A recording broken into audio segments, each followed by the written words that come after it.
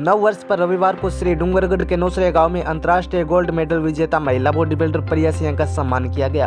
रात के 11 बजे पहुंची प्रिया सिंह को नौसरिया कैंप से नौसरिया गांव तक गाजे बाजे के साथ जुलूस निकालकर पुष्प वर्षा करते हुए अंतर्राष्ट्रीय बॉडी बिल्डर प्रिया सिंह मेघवाल को नौसरिया गांव ले जाया गया। प्रिया सिंह मेघवाल ने अपने संबोधन में कहा कि जहां मान सम्मान की बात आती है वहां गांव में जो इज्जत मिलती है उसके आगे शहर कुछ भी नहीं है। प्रिया सिंह ने कहा कि लड़कियों को दहेज ना देकर दहेज के पैसे बेटी की पढ़ाई में लगा दे ताकि वो अपने पैरों पर खड़ी हो जाए।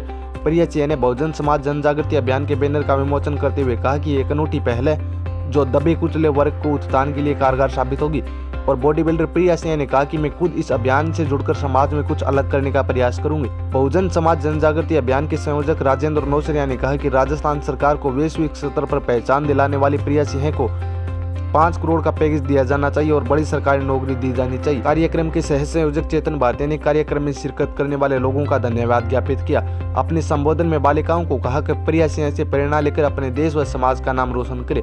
धर्माराम नायक रीडी ने अभिनंदन समारोह की व्यवस्थाओं पर ध्यान केंद्रित करते हुए बताया कि विश्व विजेता का कड़ाके की सर्दी में लगभग 5 घंटे तक इंतजार किया। विश्व विजेता प्रिया सिंह का पंक्ति बनाकर पुष्प वर्षा करते हुए स्वागत किया। स्वागत समारोह में भगतू देवी, इंदिरा, सरोज, सुमन, बसंती, सूर्या, ममता, मनोज, गमला, बहुरी, कल्पना, राजू आदि ने भाग लिया। पूर्व सरपंच महेंद्र सिंह राठौड़, चेतनाराम गोदारा, रेखाराम कालवा, ओम प्रकाश मेघवाल, गणेशाराम माये, श्रवणराम मेघवाल, गणपतराम मेघवाल, बागूराम मास्टर, डूंगराम माये, रेखाराम पुजारी, माल से उग्रावत, जितेंद्र नाई, सुनील तावड़िया आदि गणमान्य लोगों ने भाग लिया। प्रिया जी ने इतना अच्छा प्रोग्राम रखा, सोचा भी नहीं था कि इतना अच्छा प्रोग्राम, और रात को 12 बजे इतनी पब्लिक आई है, इतना और प्यार और सम्मान मिला है कि शायद मैंने ये गेम खेलते टाइम ये सोचा नहीं था कि मुझे यहाँ मेरी जनता, मुझे पब्लिक इतना प्यार और सपोर्ट देगी। गर्व फील होता है कि मैं यहाँ से बिलोंग करती हूँ। प्रिया सिंह जी, बाल विवाह के जाल में आप फंसे और बाल विवाह की पीड़ा को आपने भोगा।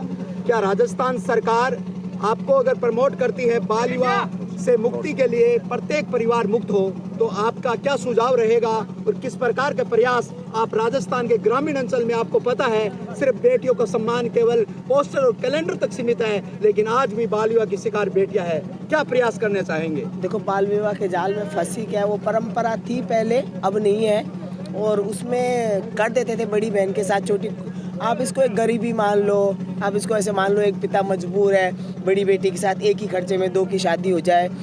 और सरकार को कदम उठाना चाहिए, बेटियों के लिए अच्छा करना चाहिए, पैकेज देना चाहिए ताकि एक पिता मजबूर नहीं हो, किसी बच्ची की ज़िंदगी ख़राब नहीं हो।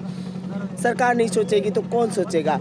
आज बेटियां सुरक्षित नहीं है, इसको लेके गेम में बच्चियां जा रही है, उनकी कोई हेल्प नहीं है, पढ़ाई को लेके सरकार सोच नहीं रही है, तो कहीं ना कहीं बच्चियां कहाँ सेफ है। इसीलिए बच्चियां ऐसे छोटे छोटे कदम मतलब पेरेंट्स उठा लेते हैं कि छोटी एज में शादी कर देते हैं। क्या अशोक गहलोत से मुख्यमंत्री से जब मुलाकात हुई तो किस बात पे चर्चा हुई खेलों को लेकर?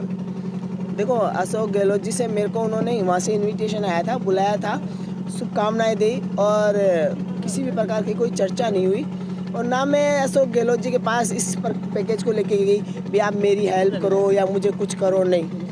मैं पहले भी खेलती थी, आज भी खेलती हूँ। सरकार की मुँह की तरफ देख के अगर खेलती तो मैं शायद इतना बड़ा मेडल कभी नहीं लाती। वैसे खिलाड़ियों की कोई जातियत नहीं होती, लेकिन देश की आज़ादी के 75 वर्ष के बाद भी क्या आपके दिल में ऐसी पीड़ा है? क्या आज भी भारत की मीडिया या भारत के जनप्रतिनिधि खिलाड़ियों के साथ किसी भी प्रकार का भेदभाव करते हैं? देखो, ये तो इनकी मानसिकता है, एक खिलाड़ी की तो ऐसी मानसिकता नहीं है, आम नागरिक की भी ऐसी मानसिकता नहीं है। और जो ये ऐसा सोचते हैं ना, तो वो बहुत गलत सोचते हैं। क्या मुझे अगर लेकर ऐसा सोचा गया तो गलत, मैं गलत नहीं हूँ, गलत वही है, उनकी मानसिकता ऐसी होगी। और मैंने कभी ज़िंदगी में सरकार से उम्मीद नहीं की और ना मैं ज़िंदगी में करूँगी। सरकार क्या पैकेज देगी मुझे क्या देगी आप बताओ? मैं अपने पैसों से जितना मैं कमाया नहीं, उससे डबल गुना मैंने खर्चा किया।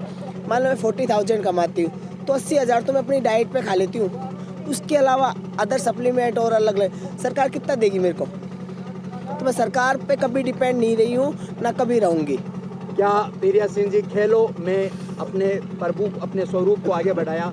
क्या प्रिया सिंह जी को राजनीति में भी मौका मिलता है तो क्या प्रिया सिंह जी अंतर्राष्ट्रीय खिलाड़ियों की तरह राजनीति में आकर इस देश की सेवा का अवसर प्राप्त करेंगी? देखो, पहले मैं स्पोर्ट्स पर्सन हूँ, पहले मैं खुद अच्छी बन जाऊँ, अच्छे गेम खेलूँ, अच्छे मेडल मारूँ, मुझे खुद को अंदर से लगेगा तब मैं सोचूंगी ना। मैंने ऐसा कुछ सोचा नहीं है, ना मेरा कोई राजनीतिक में जाने का कोई प्लान है।